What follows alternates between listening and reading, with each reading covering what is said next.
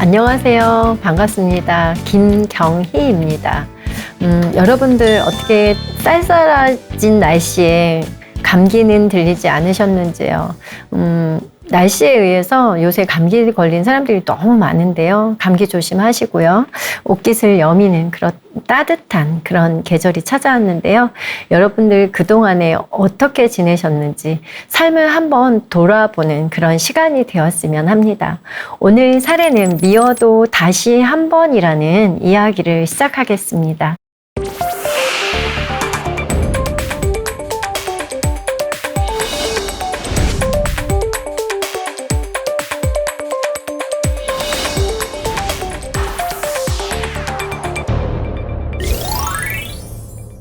65세인 일남 씨는요, 하루의 일과 중에 요양원에 계신 어머니를 찾아뵙는 일이 가장 큰 일이라고 합니다. 또한 요양원을 갈 때마다 그런데 마음에 이상한 짐이, 두려움이, 무거움이 있다고 해요. 그러면서 혼자 되뇌입니다. 아, 요양원은 왜 맨날 나 혼자만 가야 돼? 동생은 도대체 뭐 하는 거야? 또 아내는 뭐 하는 거지? 이렇게 혼잣말을 되뇌인다고 합니다.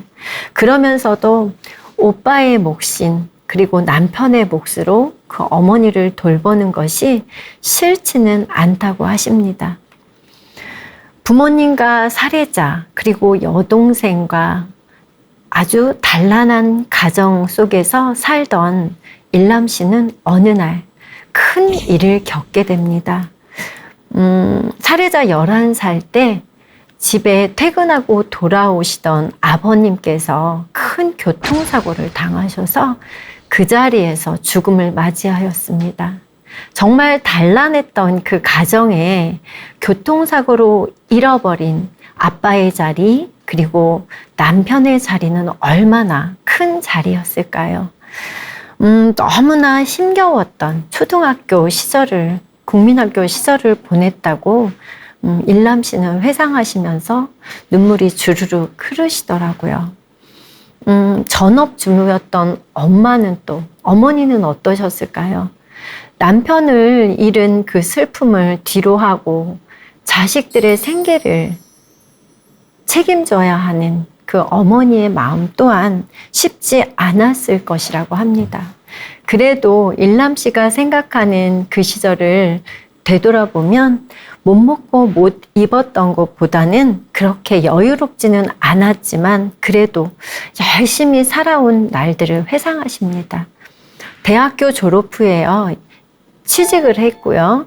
2년 만에 24살의 아내를 만나서 26살에 일남 씨는 결혼을 하게 되었습니다.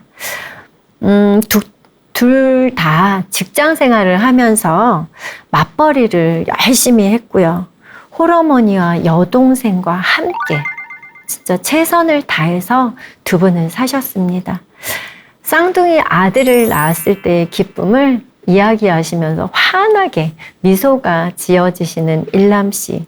일남 씨의 그 미소에서 정말 참 좋은 아빠라는 생각이 들었습니다.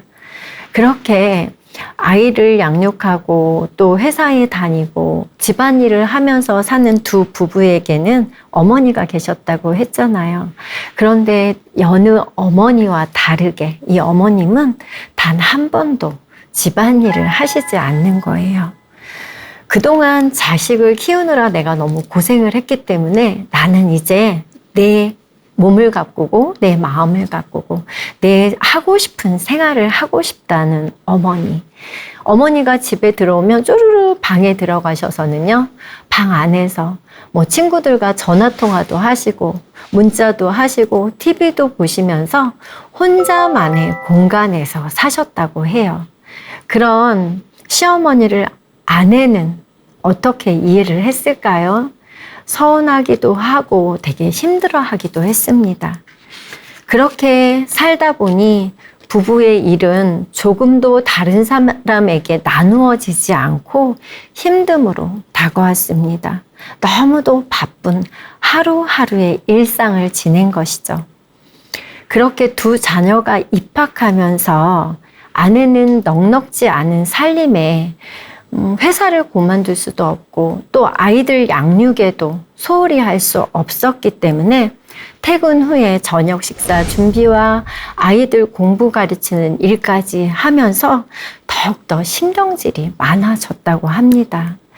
그래서 자연스럽게 아내가 자꾸 공부를 가르치다 보니까 아이들 방에서 자는 횟수가 많아진 거예요.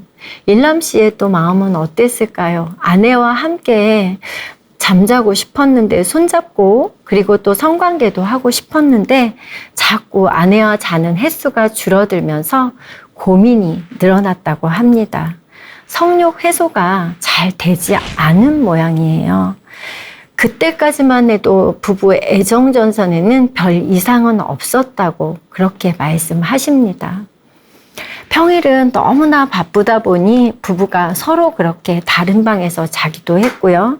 그런데 주말에는 더 큰일이 일어납니다. 어머니께서 성격이 좋으셔서 그런지 매 주말마다 지인도 친척도 이모님들도 부르시는 거예요. 그리고는 매 주말마다 술판이 벌어집니다. 그 모든 것을 음식도 해드려야 하고 또 시중도 들여드려야 하는 아내 입장에서는 더 힘들어 합니다. 살해자도 미안해서 남편으로서 최선을 다해서 도와주지만 그 모든 것들이 아내에게는 스트레스로 다가온 것이죠. 그런데 그 시점부터일까요? 미안한 마음에서일까요? 아내와 함께 성생활을 하는 것이 갑자기 두려워졌고요. 또 아내에게 성관계를 요구하면 혹시 아내가 나를 두고 떠나버리지는 않을까? 아내가 없어지면 어떡하지 하는 두려움으로 아내에게 관계를 요구하지 못했다고 하시네요. 설상가상 같이 살던 여동생이 있다고 했잖아요. 그 여동생이 시집을 가게 됐어요. 결혼을 하게 되었답니다. 그런데 그 여동생은 단 한 번도 직장 생활을 하지 않았다고 해요. 모든 결혼 비용이나 혼수를 바로 일남씨 가정에서 담당해야 되는 것이었습니다. 오빠이기보다는 아버지의 역할을 하고 싶던 일남씨는 아내에게 우리가 대출을 받아서라도 동생을 결혼을 잘 시키고 싶다는 이야기를 했고요. 아내가 완전히 반대하진 않았지만 그래도 조금 대출을 좀 덜 받으면 어떻겠냐는 이야기를 통해서 서로 약간의 다툼이 있었습니다. 그렇게 아버지의 마음을 다해서 여동생까지 결혼을 시킨 일남 씨는 그래도 뿌듯한 마음으로 동생의 결혼식에 참여를 했습니다. 그 일이 있고 조금 후에 이번에는 또 장모님이 너무 많이 아프신 거예요. 병원에 가보니까 부인암이라고 진단이 나왔습니다. 사실 아내는 장녀였는데요. 그 속상함, 그 두려움, 그리고 여러 가지 들어가는 비용도 있겠죠. 이런 것 때문에 매일 밤 잠을 설치는 모습을 일남 씨는 그냥 두고 볼 수가 없었습니다. 그래서 아내에게 먼저 이야기를 꺼냅니다. 걱정하지 말라고 대출을 좀 더 받아서 장모님 병원비고 그리고 여러 가지 생활비도 우리가 대자고 이야기합니다. 아내가 어떤 마음이 들었을까요? 정말 고마우셨겠죠. 그러면서 두 부부는 그 일로 인해서 좀 더 애틋함으로 도란도란 이야기하는 시간도 더 많아졌고요. 그러면서 부부 관계는 회복된 듯 보였습니다. 장모님께서 병원에 입원과 퇴원을 반복하면서 아내는 엄마를 잃을까봐 항암 치료의 그 힘든 부분을 다 보니까 노심초사했고요. 그 아내의 모습 속에서 11살 때 본인이 아버지를 잃었을 때 그 애틋한 감정들이, 그 힘든 감정들이 오버랩되면서 일남 씨는 아내를 최선을 다해서 안아주었고요. 그리고 여러 가지 따뜻한 말들로 아내를 위로했습니다. 이렇게 따뜻한 삶을 산 부부에게 어느 날 대학생이 된 아들 둘이요, 쌍둥이 아들 둘이요, 군입대를 하게 됐습니다. 우리 아들이 정말 이렇게 커서 군입대를 하는 모습을 보면서 뿌듯한 부부는 아침 일찍 서둘러서 아이들을 데리고 군대에 입대하기 위해서, 입영하기 위해서 이제 간 거죠. 그날 동시에 또 시어머니는, 어머님은 꽃구경을 가셨어요. 그래서 이제 온 가족은 나와서 어머니는 꽃구경을 하시러, 그리고 나머지 가족은 군대에 입대하러 갔습니다. 한참을 달리고 있는데 갑자기 다급한 전화가 왔어요. 꽃구경을 가시던 어머님의 차가 교통사고가 난 거예요. 너무나 놀란 일남 씨는 정말 아이들을 어떻게 보냈는지도 모르고 얼른 부부가 함께 어머니에게 갔습니다. 어머니는 그 사고로 인해서 허리가 골절이 2군데나 되셨고요. 그리고 입원을 한 상태였습니다. 아내는 어머니를 돌보기 위해서 회사를 그만두게 됐고요. 그러면서 아내는 최선을 다해서 어머니를 돌봤습니다. 일남 씨 또한 어머니를 케어하는데 열심을 다해서 했습니다. 그런데 어머니의 병환이 연세가 드셔서 그런지 점점 심해지더니 술을 많이 드셔서 그런지요, 결국에 당뇨병도 생기고 당뇨병으로 인해서 시력도 많이 나빠지셨다고 해요. 그리고 허리의 골절로 인해서 다니지를 못하시니까 근육 같은 것들이 다 빠져서 어떤 본인의 생활을 제대로 하지 못하는 상태까지 이르렀습니다. 그렇게 어머님의 건강이 악화되면서 대소변까지 받아내는 일이 이제 생긴 것이죠. 아내는 번아웃이 되었습니다. 친정 어머니도 돌봐야 하고 또 시어머니도 너무나 힘든 상황까지 왔기에 아내의 그 힘든 부분을 어떻게 하면 도와줄까라는 일남 씨는 그런 생각을 해보았습니다. 군대 간 2 아들이 있었으면 혹시 우리의 이런 힘든 부부해짐이 좀 덜어질까? 이런 생각도 해보셨다고 해요. 정말 건강할 때는 들어가지 않았던 어머니의 방을 용기를 내서 아내를 도와주기 위해서 들어간 어머니의 방 안에서 일남 씨는 갑자기 예전 그 11살 때에 겪었던 두려움이 몰려와서 숨이 막힐 것 같고 정말 숨이 멎을 것 같은 그런 고통을 느꼈다고 해요. 어머니의 그 대소변 아무리 아내가 깨끗이 닦아드리고 목욕을 시켜드려도 그 고약한 냄새가 코를 찔렀고요. 그리고 이상할 만치 어머니의 그 모습이 너무 두렵게 나타났다고 합니다. 그 무렵 또 한 가지 있었습니다. 일남 씨의 고민은 무엇이었냐면요. 아내가 성관계로 다가오는 것이 함께 두려웠다고 해요. 그래서 아내를 자꾸 밀쳐내는 일이 잦아졌다고 합니다. 참 이상하죠? 아내가 곁에 없어서 서운했던 일남 씨가 갑자기 어머니 방에 들어가서 느꼈던 그런 아픔으로 인해서 아내 또한 이렇게 내치는, 좋아하지 않는 일들이 자기 마음속에 일어났던 것이 너무 힘들어서 비뇨기과도 다녀봤다고 합니다. 그런데 비뇨기과에서는 아무 이상이 없다고 이야기하십니다. 85세가 넘은 연세의 어머니도 남편도 없이 힘겨운 삶을 살아오셨잖아요. 그래서 고마운 마음으로 살아왔는데도 불구하고 그 누워 계신 어머니에게 드는 감정이 너무도 힘겨웠던 일남 씨는 예전을 다시 한번 회상해 봤습니다. 사실 아버지가 돌아가셨던 그 시점으로 가기가 너무 힘들었던 일남 씨예요. 그런데도 그 어머니를 보면서 그 시절로 다시 돌아가서 한번 생각해 보았습니다. 어머니는 사실 아버지가 돌아가신 후에 자식들과 살아가기 위해서 슬픔을 다 추스리지도 못하고 식당에 나가셨다고 해요. 처음에는 주방에 가서 정말 허드렛 일을 하고 설거지를 하셨는데요. 너무나 솜씨가 좋았던 어머니는 금방 요리를 하셨대요. 그 식당에 있는 요리를 정말 뚝딱뚝딱 너무 잘 만드셨다고 해요. 그리고 성격이 좋은 어머님은 몇 달 후에는 결국에 카운터에 앉아서 손님을 맞이하는 일을 하셨다고 합니다.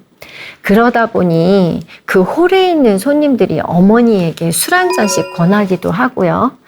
그래서 술을 먹다 보면 집에 귀가가 늦어졌던 것이죠. 사실 집 안에서는 하루 종일 11살 일남 씨와 동생은 엄마를 기다렸고요. 엄마가 오지 않자 그 긴 밤을 다 지새우지 못하고 엄마를 찾아 나섭니다. 깜깜하고 어둑어둑한 골목을 동생의 손을 잡고 갔던 그 두려움과 무서움이 일남 씨의 마음을 엄습합니다.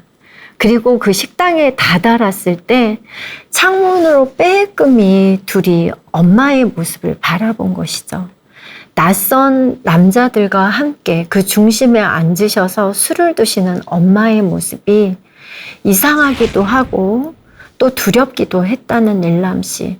너무 추워서 빠끔히 문을 열고 들어간 일남 씨를 본 어머니의 표정을 지금도 잊을 수가 없다고 하세요. 눈을 갑자기 크게 뜨시더니 구두 주걱을 가지고 막 쫓아오셨대요. 도대체 여기가 어디라고 쫓아왔냐고. 너무 그 엄마의 모습이 무서워서 도망치듯 집에 돌아간 일남 씨와 여동생은 쪼그리고 누워서 잠이 들었고요. 정말 가위에 눌리는 꿈을 꾼 일남 씨가 중간에 일어나서 어머니가 왔을까라는 두려움에 방문을 빼끔 열어봤을 때는 그 속에는 엄마와 낯선 남자분이 같이 한 이불을 덮고 잠을 자고 있었다고 해요. 얼마나 혼란스러웠을까요? 그러면서 다시 방 안에 돌아와 그 돌아가신 아빠가 보고 싶어서 하염없이 울었던 일남 씨. 아침이 되면 또 아무 일이 없었던 것처럼 그 남자의 흔적은 없어지고요. 일남 씨는 일어나서 엄마가 해주신 밥을 아무것도 모르는 척하고 먹고선 학교에 갔다고 합니다. 그 어린 시절의 불안함 때문이었을까요? 지금까지도 그 일남 씨는 다른 사람과 좀 다른 부분이 있대요. 손톱이 반밖에 없다고 해요. 얼마나 많이 그렇게 막 물어뜯었으면 지금도 손톱이 무슨 좀 기형처럼 이상하게 느껴질 만큼 그만큼 불안감에 떨었다는 것이죠. 그런데 어머니가 아프신 그 이후로 어머니도 아내도 왜 두려움의 대상이 되었는지 잘 모르겠다고, 본인의 마음을 모르겠다고 이야기하십니다. 어머니가 그렇게 아프신 이후에 아내의 만류에도 일남 씨는 어머니를 요양원에 모셨고요. 그리고 매일 어머니를 찾아갑니다.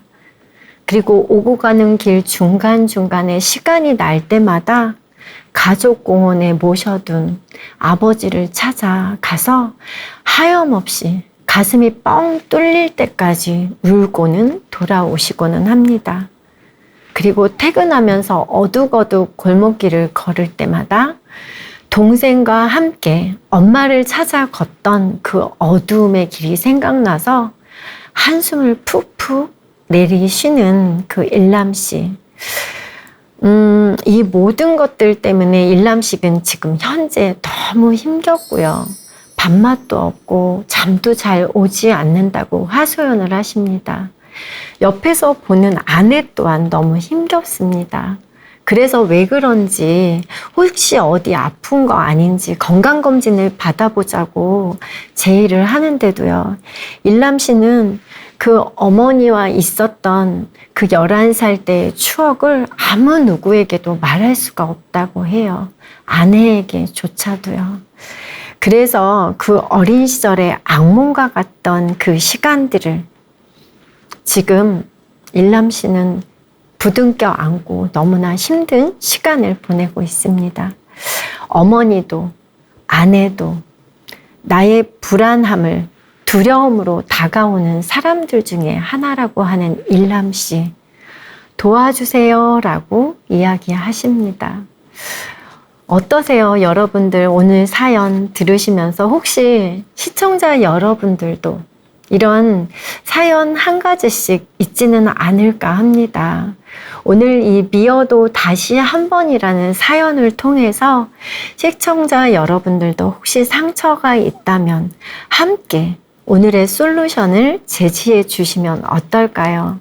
그래서 일남 씨가 좀 더 행복한 삶을 아내와 그리고 두 아들과 그리고 어머님과 함께 영위해 보는 그런 솔루션을 제시해 주세요. 자, 오늘 첫 번째 살해자의 삶을 먼저 살펴볼까요? 일남 씨의 삶이 여러분들은 어떡하다고 들으셨나요? 어떨 것 같으세요? 사실 행복했던 가정에서 살았는데 그 교통사고로 인해서 정말 일순간에 변한 삶이 되었죠. 그러면서 일남 씨는 그래도 그 모든 것들을 잘 극복하고 아내를 만나 결혼을 했고요. 그리고 두 아들과 너무도 잘 지냈습니다.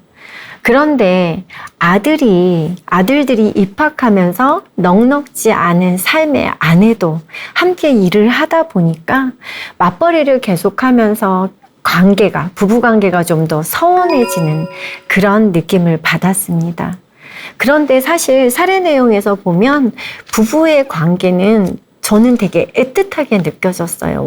워낙에 심성이 고운 일남 씨와 아내는 서로의 사랑하는 마음이 되게 가득한 것 같습니다. 그런데 어린 시절의 그 불안감이 살해자의 삶 전반에 깔려 있습니다. 그래서 아내를 사랑함에도 불구하고 때로는 불편해하기도 하고 때로는 거부하기도 하는 모습을 보여지기도 하고요. 또한 어머니가 갑자기 아프신 이후로 그 전에는 정말 알지 못했던 두려움이 갑자기 엄습해 온 거죠. 그러면서 아내도 어머니도 두렵다고 이야기를 하십니다. 살해자의 삶 전반에 걸쳐서 살펴볼 때 두려움이 상당히 많이 있는 것 같아요. 그 두려움의 원인이 무엇인지 한번 그런 것들을 살펴보았으면 합니다. 자, 두 번째, 그렇다면 살해자가 가장 두렵게 하는 것은, 살해자를 가장 두렵게 하는 것은 과연 무엇일까요? 무엇이라고 여러분들은 생각하세요? 이 살해자뿐만 아니고 저도 마찬가지고요. 시청자 여러분들도 분명히 삶을 살아오면서 나를 두렵게 하는 한두 가지의 사건들은 다 있을 것입니다. 살해자 일남 씨의 가장 두려웠던 사건은 무엇보다도 아버지의 죽음이지 않을까 싶습니다. 그리고 그 두려움이 정말 너무 많았을 텐데요. 그 두려움이 증폭돼서 정말 많이 있을 때 어머니의 부재 또한 살해자에게는 되게 힘겨운 시간들로 나타난 거죠. 사실 가족의 누군가가 죽음으로 헤어졌다는 것은요, 그냥 그 헤어짐이 아니고요, 불안이나 공포, 그리고 슬픔, 이런 것들이 너무 많이 엄습해 옵니다. 그런데 그 속에 어머니와 함께 우리 집안에 들어온 낯선 사람들의 모습, 또 어머니와 함께 있던 식당에 있던 사람들의 모습이 살해자 일남 씨에게는 왠지 어머니를 뺏어갈 것 같은, 어머니가 집에 돌아올 것 같지 않은 그런 두려움에 가위까지 눌리면서 그 삶을 이어온 것이죠. 건강하실 때는 정말 들어가지 않았던 엄마의 방에서, 어머니의 그 방에서 같은 장소, 같은 사람과 함께한 그 두려움은 훨씬 더 증폭되었을 것으로 생각됩니다. 그래서 그 두려움이 지금 현재에서 일람 씨의 삶을 너무 힘겹게 만들고 있지는 않은가라는 생각을 해봅니다. 사실 어머니가 아픈 이후로 살해해보면 아내도 두렵다고 했는데요. 그 마음을 잘 모르겠다고 호소하셨어요. 사실 이렇게 일람 씨가 쭉 살아온 거 보면요. 어떤 그 상처를 이렇게 좀 치유하고 회복되는 것이 아니고 그냥 좀 눌러버리신 것 같아요. 그래서 어떤 그 상황이 됐을 때 두려움이 확 올라온 그 어머니의 상이 혹시 아내에게도 같이 이렇게 투사되는 것은 아닐까라는 생각을 해봅니다. 그렇다면 살해자인 일람 씨가 가장 먼저 해야 할 것은 무엇일까요? 여러분들 혹시 그런 두려움이 있을 때 내가 가장 먼저 무엇을 해야지 나에게 도움이 될까요? 첫 번째는요, 시간에 의존하는 소극적인 태도보다는 치유를 위한 적극적 태도가 필요합니다. 이게 무슨 말일까요? 일람 씨가 그동안 어떤 생각을 하신 거냐면요. 시간이 지나면 이 상황들이 나에게 잊혀질 거야. 나에게 없어질 거야. 난 이제 어른이니까 어렸을 때 그 11살의 그런 어린 일람이가 아니야 라고 그 사건들을 외면하는 거예요. 그 속상함을 모른 척한 거예요. 그런데요, 상처는 모른 척한다고 없어질까요? 어떠세요? 상처를 모른 척하고 그냥 놔두잖아요. 약을 먹지 않고 치료하지 않으면 상처는 자꾸 더 심합니다.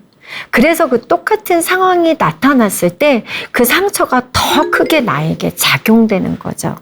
그래서 소극적인 생각보다 차라리 적극적으로 치유할 수 있는 마음을 가져야 돼요. 사실 이 세상에 태어나면서 부모에게 사랑도 받았지만 그 사랑만큼 상처도 받는다는 것. 그것이 바로 관계를 맺는 사람들 모든 사회의 특성이지 않을까요? 그래서 좀 더 적극적인 태도로 내 상처를 치유할 수 있는 마음을 일람 씨는 가져야 합니다. 또한 상황 분석을 하고요. 생각의 전환을 통해서 자기 위로와 자기 자신을 치유하는 시간을 꼭 가지셨으면 합니다. 살해자는 부모의 사랑과 돌봄을 받아야 하는 11살의 시기에 어떻게 되었죠?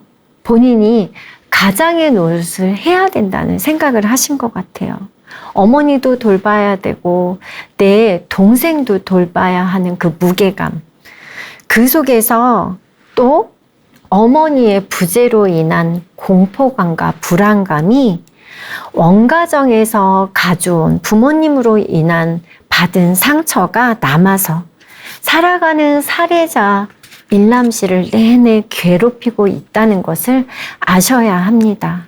그래서 자신을 위한 치유가 필요해요. 그렇다면 그 치유를 어떻게 해야 될까요? 가족 중에서 일람 씨를 가장 이해하는 사람이 누구일까요? 그래도 도란도란 이야기를 나누며 마음을 가장 잘 전달하는 바로 30년 동안 함께 산 아내가 있습니다. 그렇다면 그 어린 시절의 나의 힘듦과 속상함을 아내와 함께 나눠보세요.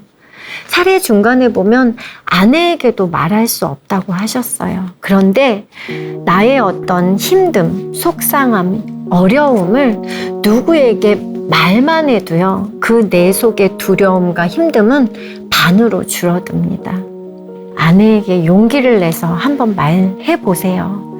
그러면 훨씬 더 생각의 전환이 되고요. 본인이 위로할 수 있는 치유의 시간이 될 것입니다. 그리고 또 한 가지, 말씀드릴 것은요. 지금 요양원에 누워 계시지만 그 어머님을 찾아가서 한번 그 힘들었던 마음을 이야기해 보시는 건 어떨까 합니다. 처음부터 말할 용기가 나지 않을 거예요. 하지만 아내와 충분히 대화를 나눴다면 아내와 함께 가서 엄마와 이야기를 한번 나눠보셨으면 합니다. 어머니도 사실 홀로 자녀를 키우시면서 많이 힘드셨을 거예요. 지금 성장한 아들이 그 11살의 나이로 돌아가서 본인의 마음을 내어놓아 이야기한다면 어머니도 아마 그 시절에 힘들었던 이야기를 아들에게 할 수 있는 용기가 나지 않을까요? 그렇게 이야기를 하다 보면 정말 눈물도 흘리고 콧물도 흘리면서 그 시절에 힘겨웠던 저마다의 마음을 이야기하고 그러다 보면 자기 위로와 자기 자신을 치유할 수 있는 그런 시간을 가질 수 있을 것이라고 저는 생각합니다. 그럼에도 불구하고 그게 치유가 안 될 땐 또 한 가지 방법이 있습니다.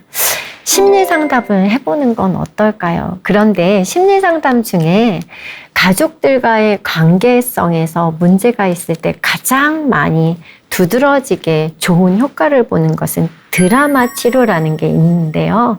드라마 치료는 가족 구조에 대한 이해가 좀 필요할 때 삶 가운데서 그 의미를 찾아가는 그 사건을 접할 때요.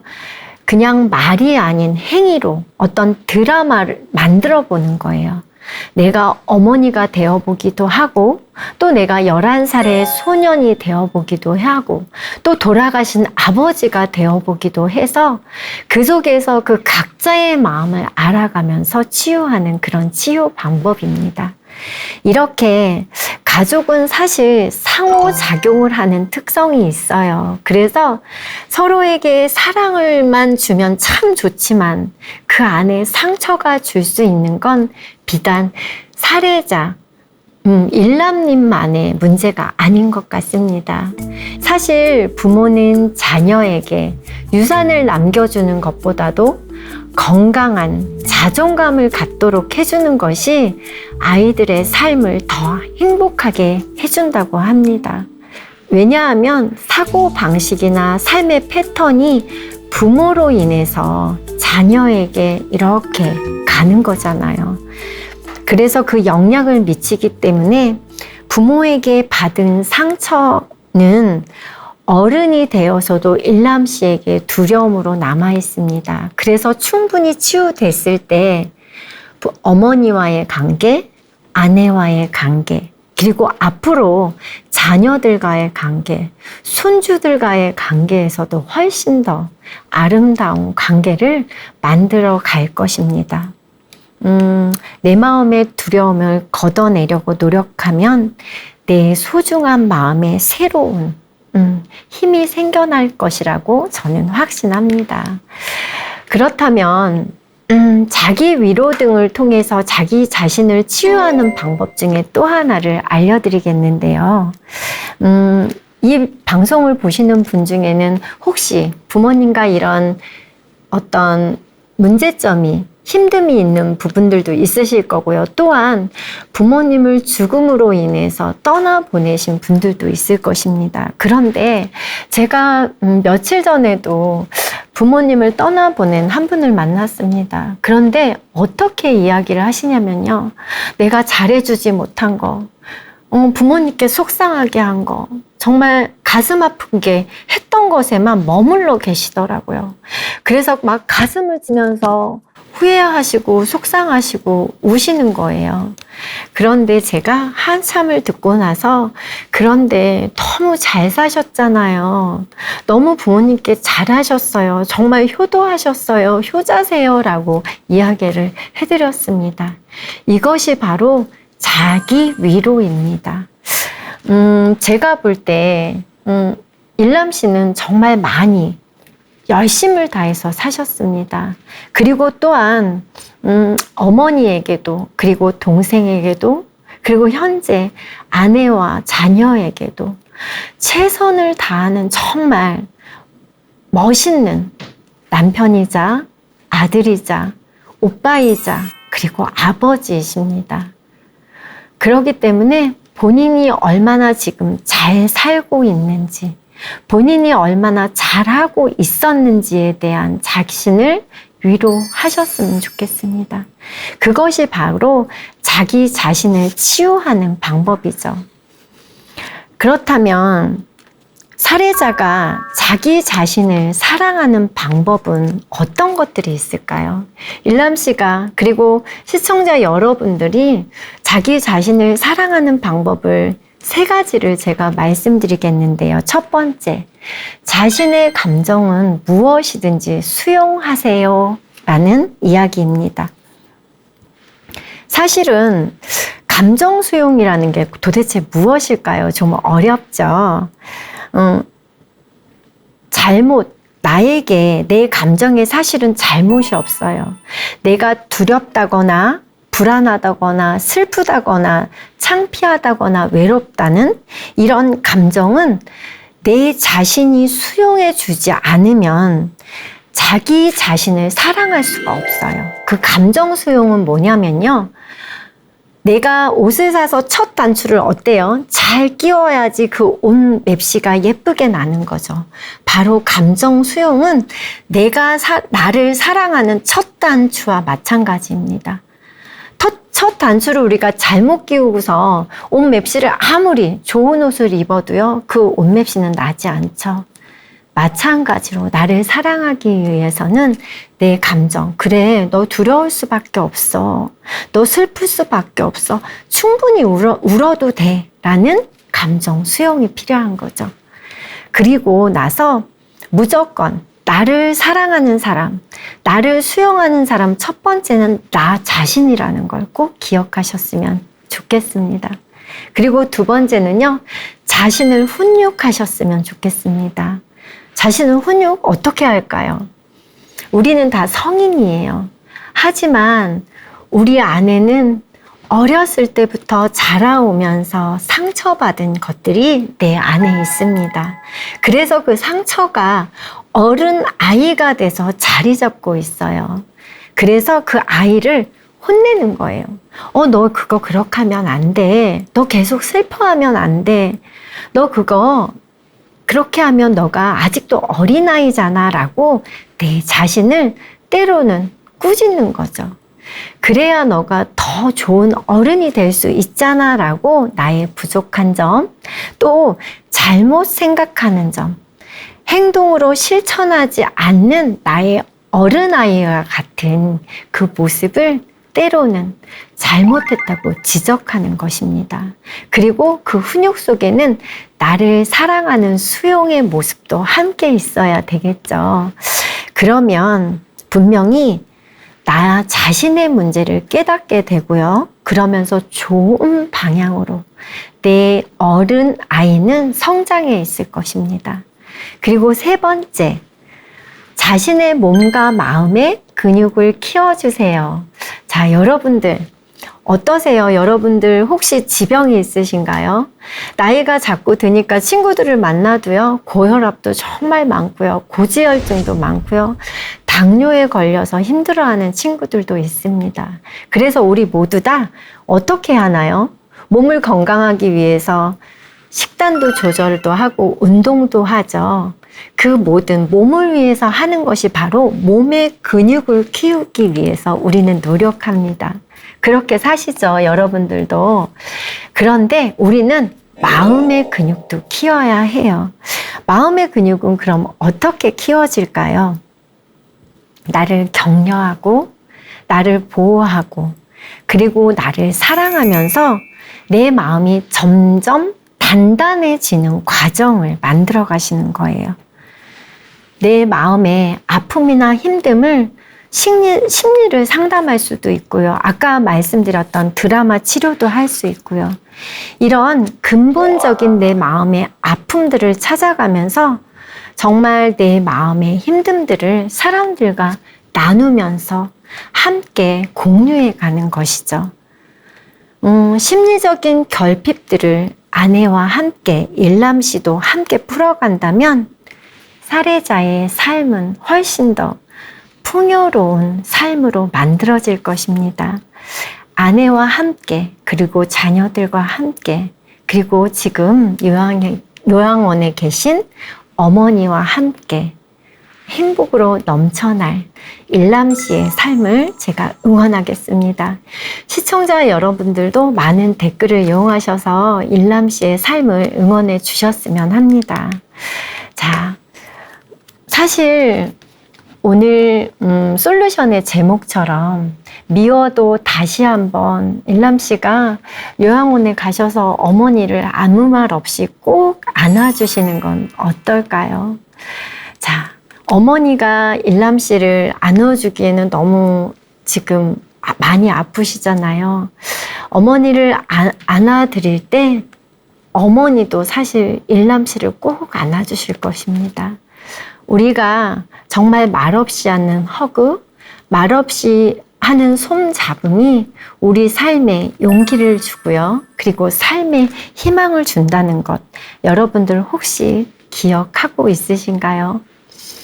남편을 갑작스럽게 잃어버린 아내의 슬픔은 이 세상을 다 잃은 슬픔이었을 것입니다. 또한 자신의 정말 어떤 세계가 흔들리는 그런 아픔이었을 것입니다.